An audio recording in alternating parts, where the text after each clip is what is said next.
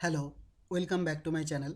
On my last tutorial, we learnt about polygon command. You can find the links of my previous tutorials in the description below. In this tutorial, we are going to learn about ellipse, partial ellipse, parabola and conic. Now in the sketch command manager, you can find the ellipse command. Here, you can also find the sketch entities from menu bar. Select tools, go to sketch entities. Here you can find all the sketch entities. Now select the drop down of ellipse. Here you can find four options: ellipse, partial ellipse, parabola and conic. First select the ellipse command. First define the center point of the ellipse. Then drag your cursor and define the vertex of ellipse. Drag upward to define the co-vertex of ellipse. Here you can see the shaded view. You can deactivate by clicking over this icon, shaded sketch contour. Mainly it indicates that your sketch is closed. Now in ellipse you can see the 4 points through which you can define the ellipse. So I am going to dimension it for semi major axis, say 50,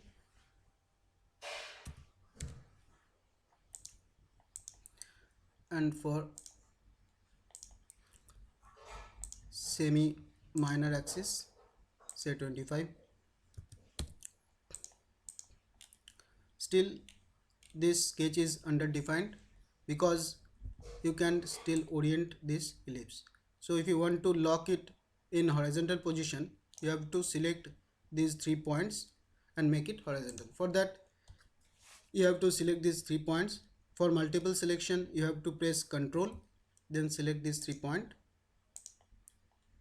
Now you can see in property manager here, add relations, click on horizontal. Now you can see ellipse is fully defined. Next is partial ellipse. Select the option. The partial ellipse feature works like the center point arc command. So first click the center point, then drag your cursor, select the vertex, drag upward to select co-vertex and drag for include angle. That's all for partial ellipse. Next option is parabola. Select this one. This is a rarely used sketch entity in Solidworks. So first click for focus. Then second click for apex, then first point and second point for include angle.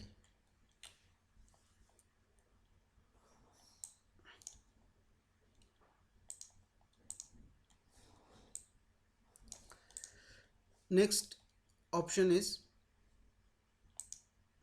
conic. Select it. A conic is a special curve that is used to create smooth shapes that are limited to convexity on one side. So first point, first endpoint, second endpoint, drag upward, select for top vertex, then select for shoulder. Here you can see in property manager the parameters. Here you can give the coordinates. Here you can specify the row value, and here you can specify the radius of curvature of the at the shoulder.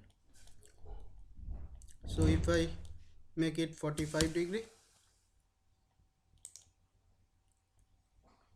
radius of curvature 45 mm, and here if I give it 0.5 for parabola. Mainly row value you can convert this curve to parabola or ellipse or hyperbola through row value.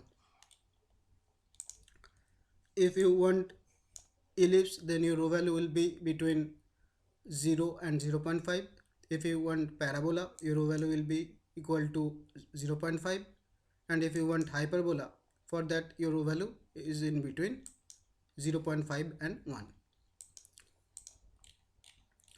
Okay, that's all for this tutorial. Thank you for watching. See you in next tutorial. Bye.